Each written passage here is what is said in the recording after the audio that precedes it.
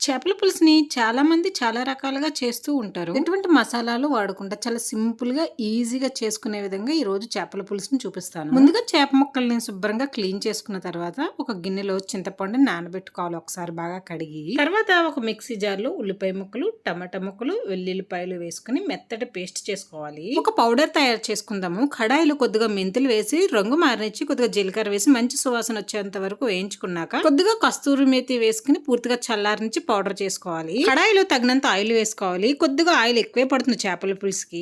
మెత్తగా నూరుకున్న ఉల్లిపాయ ముద్దని పచ్చిమిరపకాయలను వేసి దోరగా వేయించుకున్నాక కూరకు సరిపడా ఉప్పు, కారం, పసుపు, చింతపండు రసాన్ని వేసేసి పులుసుకి సరిపడా తగినన్ని నీళ్లు పోసి ఒకసారి కలుపుకున్నాక వేయించి పొడి చేసుకున్న పొడిని ఒక స్పూన్ వేసి 2 రెమ్మల కరివేపాకు వేసుకుని మూత పెట్టేసి హై ఫ్లేమ్ మీద ఒక పొంగు వచ్చాక శుభ్రం చేసుకున్న చేప ముక్కల్ని ఒక్కొక్కటిగా వేసేసుకుని వీడియోలో చూపిస్తున్న విధంగా చేప ముక్కల్ని కలుపుకున్నాక మూత పెట్టేసుకుని హై ఫ్లేమ్ మీద ఒక ఉడుకు పట్టాక మంటని మీడియం ఫ్లేమ్ లో పెట్టుకుని పులుసు దగ్గర పడేంత వరకు ఉడికించుకున్నారంటే చేపల పులుసు రెడీ అయిపోయినట్లే. స్టవ్ కట్టేసే ముందు కొత్తిమీర వేసి చేపల పులుసు పూర్తిగా చల్లారాక వేడివేడి అన్నంలో వేసుకుని తింటే చాలా బాగుంటుందండి.